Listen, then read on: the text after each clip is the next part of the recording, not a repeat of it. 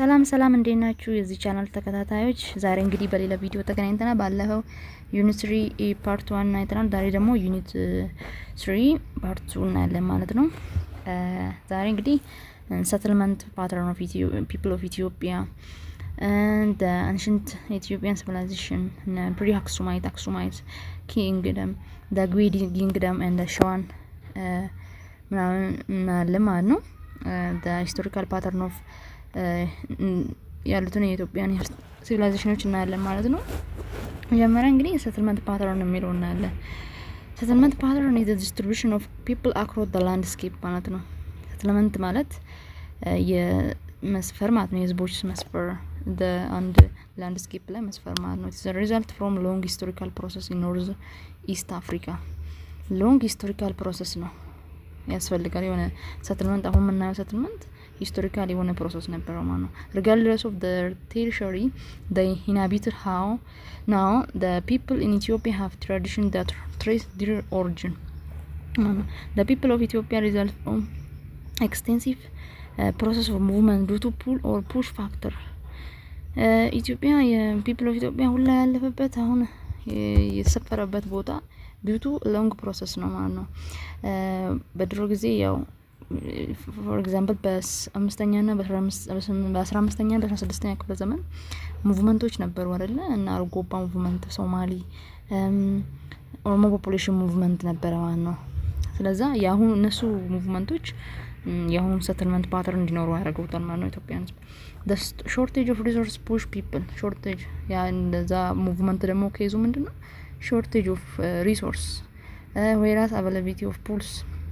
Consequently, individual or small group of people migrate to and from place ማለት ነው።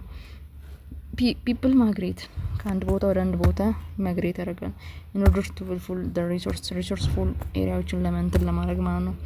study how showed that the settlement pattern of people in Ethiopia was profoundly changed and modified by environmental, socio-economic and political factor ማለት ነው። የተለያዩ environmental ሊሆን ይችላል፣ climate change ሊሆን ይችላል፣ socio-economic factor ሊሆን ይችላል፣ political factor ሊሆን ይችላል። settlement pattern affect ያደርጉታል ማለት ነው ኢትዮጵያን።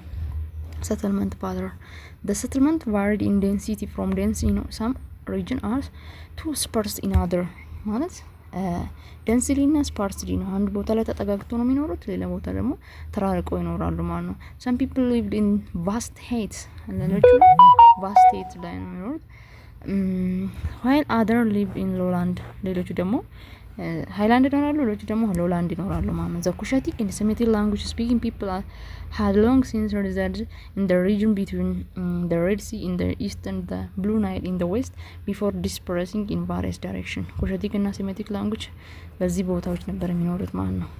ከመንተን ከማለታቸው በፊት disperse በማድረጋቸው በፊት ማለት ነው። the main linguistic group in Ethiopia and the Horn is now composed primarily of Cushitic speaker. as you know, Cushitic speaker is the main linguistic group ነው በኢትዮጵያ በሆርን ኦፍ አፍሪካ ማለት ነው።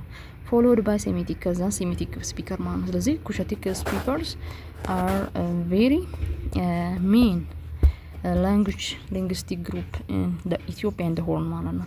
the majority of Omotic speaker የሚባሉ ደግሞ Omotic people with the exception of Shinasha and South Mao speaking group have lived in southwest Ethiopia along Omo River Valley. ከነሽናሻ እና ከሳውዝ ኦሞ ስፒኪንግ ግሩፕ በቀር ማለት ነው። ኦሞቲክ ስፒከሮች የት ነው የሚኖሩ? አላንግ ኦሞ ሪቨር ኦሞ ወንዝ ዳጋሎች አይደል? ወደዛ አካባቢ ነው የሚነገሩት ማለት ነው አብዛኞቹ ኦሞቲክ ስፒከሮች ማለት ነው። in the west and the Neolithic speaking people are largely inhabited along Ethio Sudan's border. ሌሎቹ ደግሞ ኢትዮ ሱዳንስ ቤኒሻንጉል ጉሙዝ ምናምን አካባቢ እዛ የሚኖሩት እነሱ ኦሞቲክ ናቸው ማለት ነው። ስለዚህ also some of Charlie Nile family settled as far as southern Omo. Charlie Nile ደግሞ southern Omo ላይ ሰፍረዋል ማለት ነው። ሌላኛው እንግዲህ እዚህ ሰብቶፒክ the pre-Aksumite state and their geographical setting ማለት ነው። አንደኛ pre-Aksumite state እንግዲህ በኢትዮጵያና በሆርን ኦፍ አፍሪካ ጥንታዊው ስልጣኔ የምትባለዋ ፑንት ነች። ፑንት was ancient and historically known የሆነች historically known state in the Horn of Africa ነው። ፑንትስ ኤግዛክት ሎኬሽን አይታወቅም። ኤግዛክት ሎኬሽን እዚህ ነው ተብሎ አይታወቅም። ግን ያው ሂስቶሪያኖች ራሳቸው የሆነ እንትን ያራራቸው ማን ነው ሴሬሸሪ ፎር ኢን ሬድ ሲ ኤንድ ኢንዲያን ኦሽን ኮስታል ፓርት ኦፍ ፕሬዘንት ጅቡቲ ኤርትራ ሶማሊያ እዚህ አካባቢ እንደሆነ ግን ሂስቶሪያኖች አጥንተዋል። ኤርትራ ወይ ኢትዮጵያ ሶማሊያ አካባቢ እንደተመሰረተ ይታወቃል። አኮርዲንግ ቱ ኢጂፕሽያን ሄሮግሊፊክስ በኢጂፕሽያን የአጻጻፍ ላይ የተጻፈው ማለት ነው ጽሁፋቸው ላይ the land of punt was located south of Egypt ብሎ ደግሞ ኢጂፕቶች ደግሞ የደቡባዊ ግብጽ ነች ፑንት የምትባለው ለኛ አንዱ ሂስትሪ ነው ተብሎ ተጽፏል ይላሉ ግብጾች ማለት ነው። and the trade relation with the Egypt ያ trade relation with Egypt ነበራቸው ፑንቶች ማለት ነው። trade was conducted by land and the sea route በላንድም በሲ ሩትም ኮንዳክትድ የሆነ ትሬድ ሪሌሽንሺፕ ነበራቸው ፑንት ከግብጽ ጋር ማለት ነው። Egyptian inscriptions and the pictorial relief dating from early times indicate the object of that punt supplied to Egypt. ኤክስፖርት እና ኢምፖርት የሚያደርጉት የንግድ ትስስር ነበራቸው ከግብጽ ጋር ማለት ነው። for example this export originated in interior ከውስጥ ነበር የሚለው የፑንት ማለት ነው which later became Ethiopia and the Horn ማለት ነው። such goods include gold አንድ ቤት ልጅ from Ethiopian interior ማለት ነው። ጎልድ ከኢትዮጵያ ያው ይወጣ ነበር ዌስተርን ኢትዮጵያ አይደለ ዌስተርን ኢትዮጵያ ላይ በጣም በጎልድ ተሸፈነ ቦታ ነው። ስፔሻሊ ሳውዝ ዌስተርን ኢትዮጵያ እና ቦንጋ ምናምን ከፋ አካባቢ ወለጋ ምናምን ወለቃ እንትን አለ አይደለ የወልቅ ክምችት ስላለ ከዛ ነው ተብሎ ነው የሚታወቀው ማለት ነው የጎልድ ኤክስፖርት such as ivory panther other skin mirrors and mirrors trees ostrich feather see where which could have some came from anywhere in the horn ማለት ነው ከሆነ ቦታ ከሆርን ኦፍ አፍሪካ እንትን ይወሰድ ነበር ማለት ነው። Egyptian sent hatchets dagers and nickel lakes ከዛ ደግሞ ኢጂፕሽያኖች ኢምፖርት ያደርጋሉ ወደ ፑንት ማለት ነው። pre-Aksumite state emerged since 1000 BC ላይ this include ይሄ ደግሞ ያው ያ ሀውልቲ መላዞ አዲስ ሰግለመንት ወታራ ከስካሲ የሚባሉ ኮሌ የሚባሉ አሉ። ግን እዚህ ጋር ፑንቶች በምንድነው ፑንት ያው እንዴት እንደጠፋም አይታወቅም። ግን ኢጂፕሽያን ሃታሽፑት የምትባል ንግስት ዘመቻ ተልካለች ወደ ፑንት ማለት ነው። ከዛም በኋላ እንትን ያደርጋሉ ከግብጽ ጋር ብዙ ግንኙነት እንዳላቸው ምናምን ሄሮግሊፊክስ ላይ ተጽፏል ማለት ነው። ከፑንት በኋላ ደግሞ የተለያዩ ከተሞች እንላቸው ይችላል ይሃ የሚባሉ ሎኬትድ 30 ኪሎ ሜትር ቱ ኖርዝ ኦፍ ኢስት ቱ አክሱም ከ30 ኪሎ ሜትር ከኖርዝ ኢስት ኦፍ አክሱም የራቀ ከተማ ነው። ኦልደስት ሴንተር ነች ይሃ በጣም ጥንታዊ ሰዓት ነች። ፈርስት አፒር አራውንድ 1000 BC ላይ ነው አፒርድ የሆነችው። It is well spaced between 750 to 500 BC ላይ remain the wall of some of its building and stone masonry and still standing temple and inscription indicate Yah's glory ማለት ነው። የተለያዩ ቤተ መቅደሶች ኢንስክሪፕሽን የድንጋይ ላይ ጽሁፎች ስለ ይሃ የሚያወሩ ስለ ይሃ ዝና የሚያወሩት ማለት ታሪክ የሚናገሩት ኢንስክሪፕሽኖች እንደነበረ ይታወቃል ማለት ነው። ይሃ pre-Aksumite ነው ስቴት ነች ማለት ነው። ሌላኛ ደግሞ ሀውልቲ መያዘው የሚባለው ሳውዝ ኢስት ኦፍ አክሱም የሚገኘው ስቶን ቴብሌት ኢንክራይብድ have been exactly የሆነ ድንጋይ ቅርጽ ያወጣ የሆነ ጽሁፍ ነው ሀውልቲ መያዘው የሚያሳየው ማለት ነው። ሌላኛው ግን እንግዲህ ሂስቶሪካል አፕሮክሲሜሽን ያለው የአክሱም ጋር ዳአማት ነው ፒሪየድ ቱ አክሱም ራይዝ ከአክሱም በመውጣቱ እንትን ጋር የተገናኘ ነው ከአክሱም ጋር የተቀራረበ አይነት ነው። few kilometers south of Aksum local archaeological source provide information about this statement. ዳማት ruler adapt South Arabian political religious የሆነ ታይትል ነበራቸው ሙካሪብ የሚባል that's why ዳማት have a strong relationship with South Arabian ማለት ነው። ከሳውዝ አረቢያን ጋር ግንኙነት ከመኖራቸው የተነሳ ከነሱ ጋር ፖለቲካል ሪሊጂየስ ከነሱ አምጥተው ሙካሪብ ይላሉ ነገስታታቸው ማለት ነው። ዳማት appear to have established external relation with Saudi Arabia ቅድም እንዳልኳችሁ ሳውዝ አረቢያ ጋር ሪሌሽንሺፕ ነበራቸው supported by local inscription left by one of these ruler in the 5th century BC ላይ ዳማት with the Red Sea coast of አዶሊስን እንደ አክሱም አዶሊስ ፖርት እንደሚጠቀም ያሳያል ማለት ነው ሂስቶሪካል ሶርሱ ዳማት ሌላኛው እንግዲህ ያው ዌል ዲፋይን የሆነ ብዙ ታሪካዊ አመጣጥ ያለው ማለት ስለ ሂስትሪ ብዙ የሚታወቅለት የአክሱም ኪንግደም ነው ማለት ነው። የመጀመሪያ የተጻፈ የኢትዮጵያን ሂስትሪ በጣም የሚታወቀው ማለት ነው ኢትዮጵያን ሂስትሪ ነው። As discussed above, in the pre-Aksumite period, Aksum was not first state that emerged in Ethiopia. የመጀመሪያ አይደለችም አክሱም፣ ያው የመጀመሪያ ስቴት አይደለችም። ከዛ በፊትም ያው ፕሪ-አክሱማይት ብለን የገለጽናቸው እንዳለው ነው ማለት ነው። አክሱም emerged in first century AD ላይ ነው የተመሰረተችው አክሱም ማለት ነው። which is Nicholas at አክሱም፣ ያው ሴንተሯ ምንድነች? አክሱም ነች ማለት ነው። the city of Aksum was in political religious center ፖለቲካል ነው ሪሊጂየስ ሴንተርም ነች ማለት ነው የአክሱም ከተማ። the city was adorned by several temples and stone monument like monolithic settle of አክሱም። የተለያዩ ቤተ መቅደሶች እንትን ሐውልቶች ምናምን ተሰርተዋል ማለት ነው በአክሱም ላይ። ኢኒሺያሊ አክሱም was small state መጀመሪያ አካባቢ በጣም ስሞል ስቴት ነበረች።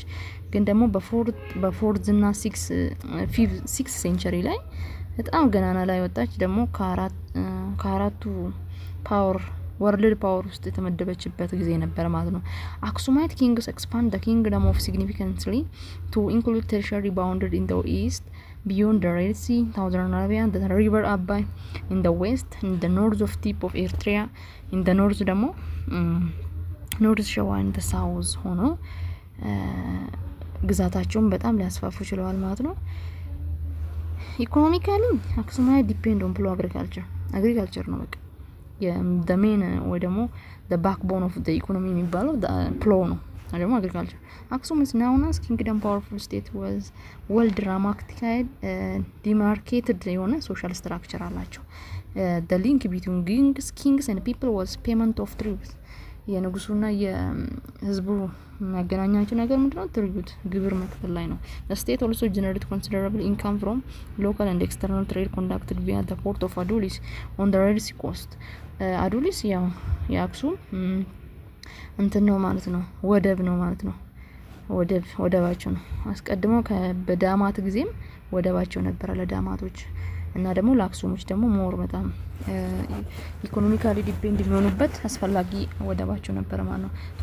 to facilitate trade coins, bronze, silver and gold were minted ተደርጓል። አክሱሞች የራሳቸው የሆነ ሲልቨር ወይ ደግሞ ኮይን ይሄ ምንድነው ሳንቲም መገበያያ ሳንቲም ያላቸው ከረንሲ የተጠቀሙበት ነው ማለት ነው። in the first 3 centuries በ300 አመት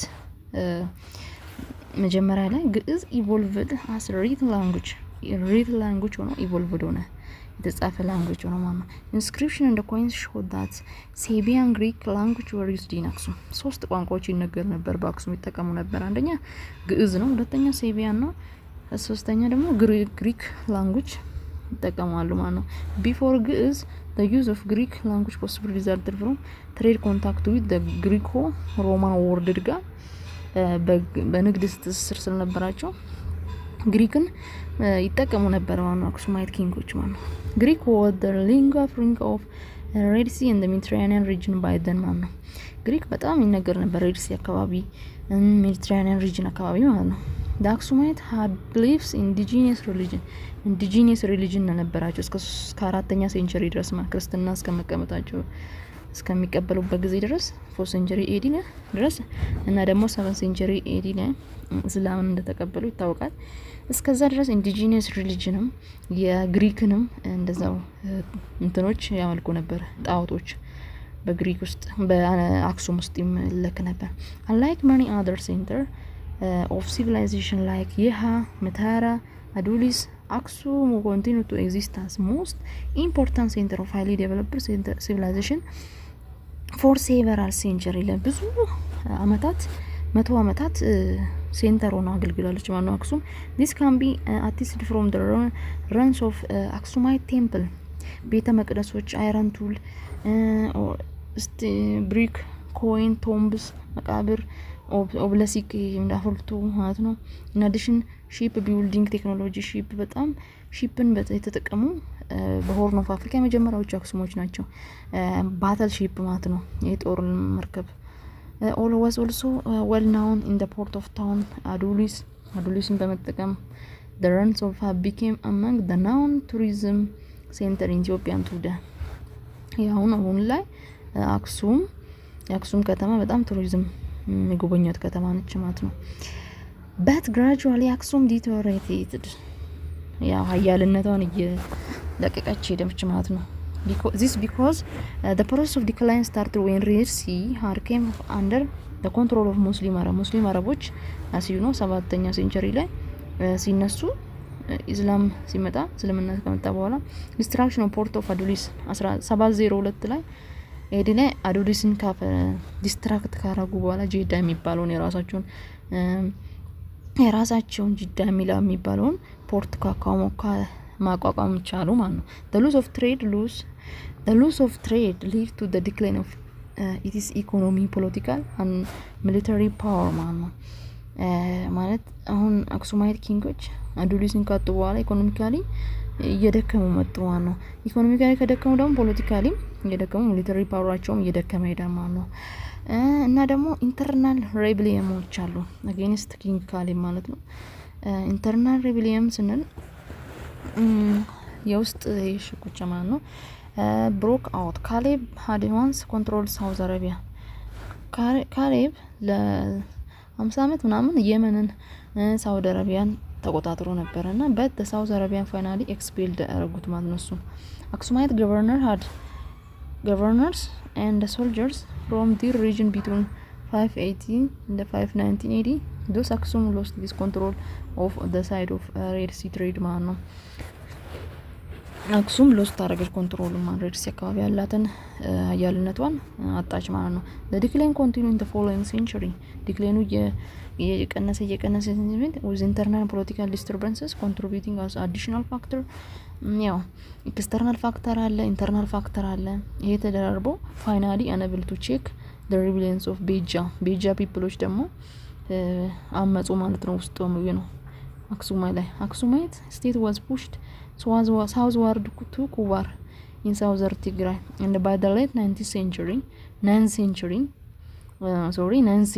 it took fruit in area predominantly inhabited by the Agao people እነዚህ ቤጃ ፒፕሎች ሴኩሪቲ ኪፐር ነበሩ አክሱም ኢኮኖሚ ላይ ፖሊስ ምናምን ካርቫን ነበሩ ትሬድ ላይ ምናምን ሎንግ ዲስታንስ ትሬድ ላይ ሲቆጣጣሩ ነበሩና አክሱምን መጨረሻ ላይ ዲክሌን አረጉ አመጻ አንስተው ሊይዙ ይችላሉ የራሳቸውን ዳይናስቲ ዛግዌ ዳይናስቲ ያቋቁማሉ ማለት ነው አገዎች so the ዳግዌ ወይ ደግሞ the Agao dynasty came from the local Agao ruling class in Lasta ደግሞ ላስታ ነው ወደ southern part of Aksumite empire the Dagwe dynasty was founded around 1150 ላይ በ12ኛ ክፍለ ዘመን ማለት ነው በማራያ ተክለሃይማኖት የመጨረሻው አሁን አለ ይሄ የመጨረሻው ዲልናውድ was the last king of Aksum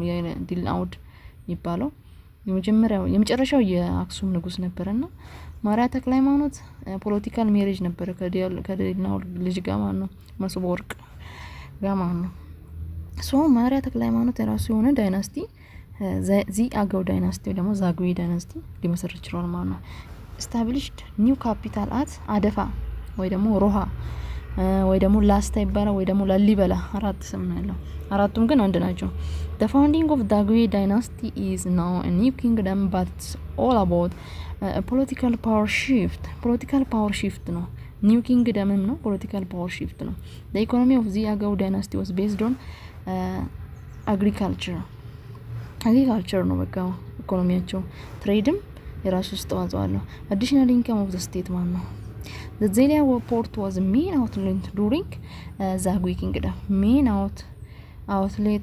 outletም ነው ፖርትም ነው በአክሱም ጊዜ አዱሊስ ነበር በጣም የሚያስፈልጊው ፖርት በዜሊያ ጊዜ ደግሞ ነበር ማለት ነው በዛግዌ ጊዜ ግን ዜሊያ ነው ማለት ነው the Dahlak Island or Sea coast serves as an outlet ሆኖ ነገር ዳህላክም በኖርዝ በኩል በሳውዝ ኢስት በኩል ደግሞ ዘይላ በጣም አስፈላጊውን ነው ማለት ነው Okay, the Zagwe dynasty known in Ethiopian history, it is remarkable architectural, as you know, architectural achievement. architectural ማለት ላሊበላ የሚባለው ንጉስ 22 አመት ፈጀበት ላሊበላን ግንቡን ለማንተን ለማስራም ማለት ነው። ቢልዲንግ ሞኖሊቲክ ሮክ ሂውን ቸርች አት ሮሃ ላይ ሞኖሊቲክ ከአንድ ድንጋይ የተፈለፈለ በጣም ሂውማን ሚራክል የሆነ ቢልዲንግ የሰሩ ናቸው ማለት ነው። እስካሁን ዩኔስኮ ላይ የተመዘገበው ማለት ነው። ካፒታል was renamed ላሊበላ ከሞኖሊቲክ ሮክ ሂውን ቸርች የሚባል ደግሞ ከተመሰረተ በኋላ ላሊበላ ተባለ ማለት ነው። ቦታው ሮሃ ነበረ ከዛ ላሊበላ serving piece of evidence are 11 rock hewn churches constructed during the reign of ላሊበላ ሞኖሊቲክ የሆነ ቸርችን መስራት የጀመረበት ንጉስ ነው ማለት ነው። first half of 30th century ላይ የተጀመረበት ነው ማለት ነው።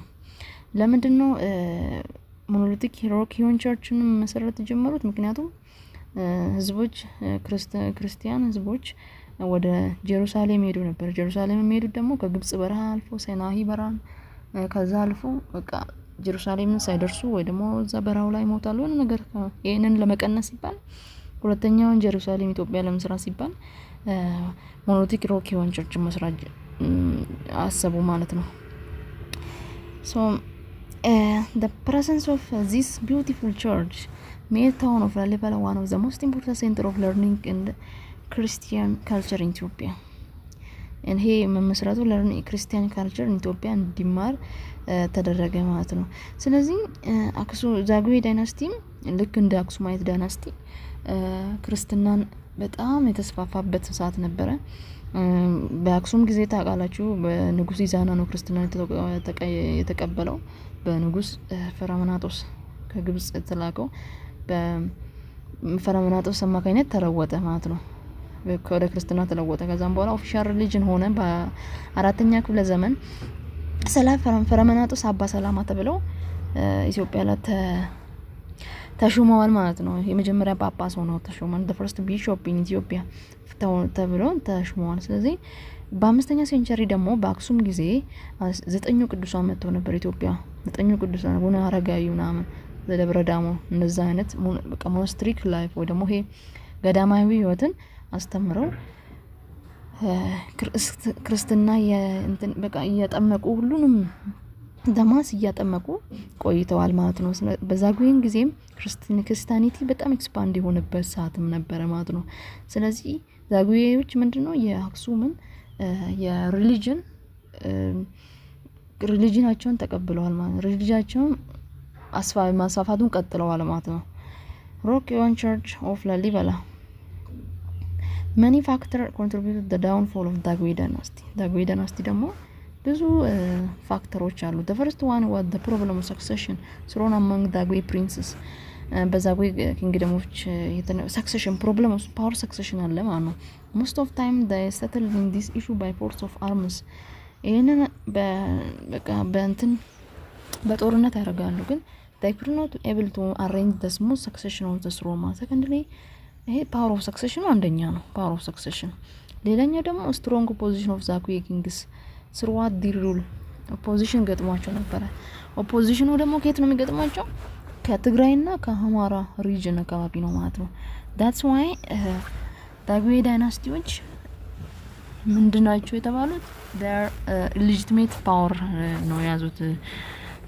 ይሄ ሌጀንድ ኦፍ ኪውን ሼባ and ኪንግ ሶሎሞንን ከዛ የዘር የመጡ አልነበሩም።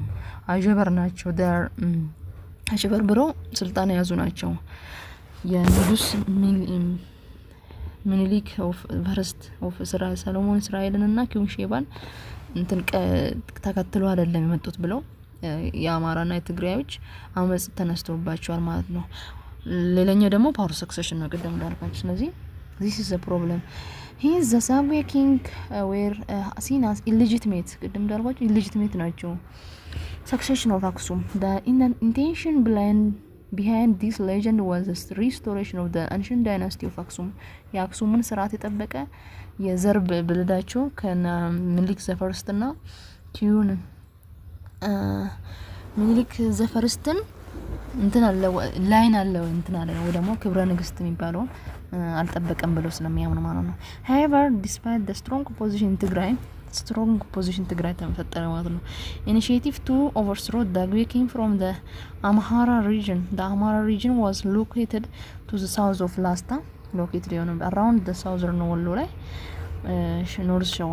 አምሃራ ቺፍ ይኩኖ አምላክ አንድ የአማራ የጎሳ መሪ ይኩኖ አምላክ በሚመራ ሙቭመንት አጌንስት ዛጉዌ ማለት ነው ዲፊትድ ይትባረክን ዲፊት አረገ ማለት ነው። ባትል ኦፍ እንትን ላይ ማለት ነው ደንቀዝ ነው እዛ ላይ ይትባረክን ዲፊት አረገ። ዘላስት ይትባረክ የመጨረሻ የዛጉዌ ዳይናስቲ ኪንግ ይሆናል ማለት ነው። ይኩኖ አምላክ ስታብሊሽድ genealogy that made him descent of the last Aksumite king ዲልናኦድን የዲልናኦድ እኔ ዲልናኦድ ብለድ ያለ ሪሌሽንሺፕ ያለኝ ነው ብሎ ይጀምራል ማለት ነው። ይኩኖ አምላክ who was deposed by Daguwe dynasty around 1150 AD ይኩኖ አምላክ declared himself as emperor እኔ ኢምፔረር ነው ብሎ ራሱን ዲፌክት ወይ ደግሞ ራሱን በራሱ የሾመበት ነው። at the same time became restorer of so called የሶሎሞኒክ ዳይናስቲ ሪስቶረር ነኝ ብሎ ራሱን እንትና ለማለት ይኩኖ አምላክ and his successor used this legend this analogical arm to legitimize their political power. The tradition of identifying the Christian kings of Ethiopia which ancient Israel continued until 1974 ማለት እስከ 1974 ወይ ደግሞ እስከ ኃይለ ሥላሴ ድረስ ይሄ ነገር ሊቀጥል ይችላል ማለት ሶሎሞኒክ ዳይናስቲ ከሶሎሞን ብለድ ሪሌሽንሺፕ ካላቸው ሰዎች ምናምን ተብሎ ኃይለ ሥላሴ ዘፈርስት ድረስ ይሄ ነገር ተቀጥሏል ማለት ነው። ሶ ሌላኛው እንግዲህ ስልጣኔ ሸዋ ነው እንግዲህ ግሬድ ላይ የምትማሩት አንዳንድ ያው እንትን ነው ነካ ነው ያለው። በቃ ወደ ላይ ስትሄዱ ደግሞ ዲቴል እየገባችሁ ትማራላችሁ። this the introduction of Islam to the Horn was followed by emergency of series of Muslim states. introduction of Islam ሆርን ኦፍ አፍሪካ ላይ እንደሚታወቀው በኢትዮጵያ ላይ ስፔሻሊ በሰላማዊ መንገድ ነው የገባው እስልምና ማለት ነው እና ሙስሊም ስቴቶች ኢመርጅ እንዲሆኑ አድርጓል ማለት ነው። ይሄኛው 9th century AD ላይ 9th century northern Ethiopian trade declined due to Arab control of the Red Sea ማለት ነው።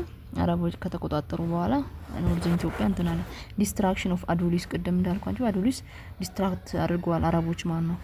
thus Zelia on the coast of Gulf of Aden south eastern Ethiopia ማለት ነው emerged primarily port for south eastern Ethiopian trade south eastern Ethiopian trade ወይ ደግሞ ከሳውዝ ኢስተርን ኢትዮጵያን ትሬድ ፖርቱ ማን ነው ዜሊያ ማለት ነው። the port became the most crucial gateway for Islam into the Horn of Africa. the Horn of Africa የገባበት ሌላኛ እንትኑ በዜሊያ በኩል ነው ማለት ነው። several Muslim states were formed along the Zelia trade route. severaloች በጣም ብዙ የሚባሉት በዚህ ትሬድ ሩት መስመር ነው የተመሰረታት ማለት ነው። with linked the fort with the rich interior man ነው። after the spread of Islam since the beginning of 8th century ስፕሪድ ኦፍ እስልምና ያው 18ኛ ሴንቸሪ ላይ ነው መስፋፋት የጀመረው 7ኛ ሴንቸሪ ላይ ተመስርቶ ማለት ነው። viable Muslim communities and the state had been established many location especially along the main trade routes from Zelia and its many branch penetrating the interior ማለት ነው። the first to be established was the ሱልጣኔት ሸዋ። ስለዚህ ሱልጣኔት ሸዋ በጣም ጥንታዊ በኢትዮጵያ ውስጥ ያለች ሙስሊም ሱልጣኔት ማለት ሸዋ 9ኛው ሴንቸሪ ላይ ተመሰረተችው። ሸዋ is the oldest Muslim sultanate in Ethiopia. The founder of this sultanate claimed descent from ማግዙማይት ክላን ኦፍ ሳውዝ አረቢያ። ማግዙማይት የሚባሉት ወደ ኢትዮጵያ እንደገቡ ይታወቃል። አረብ ናቸው።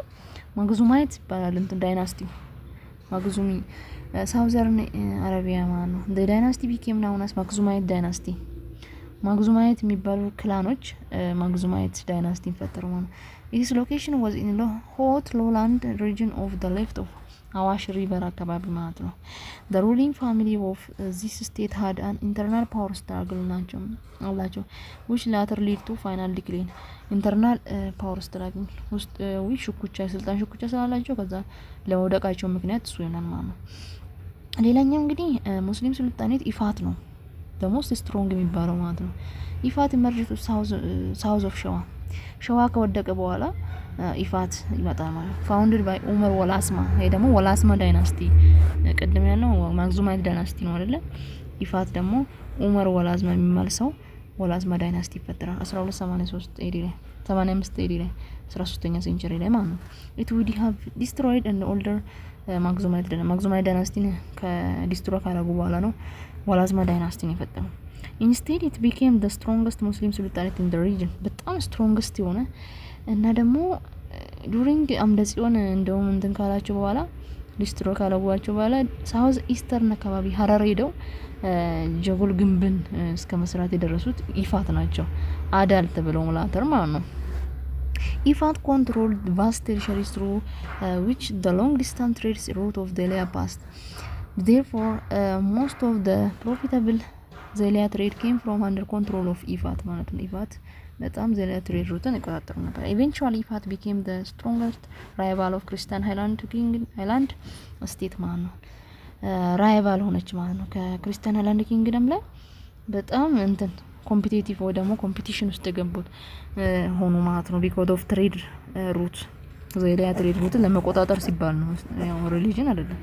ሲንስ 1270 ላይ ክርስቲያን ሃይላንድ ኪንግ ስቴት had also developed great interest ዜሊያ ትሬድ ሩትን ለመቆጣጠር እንትን አድርጎ ነበር። therefore they need to control ዜሊያ ትሬድ became the main source of conflict between two state ማለት ነው።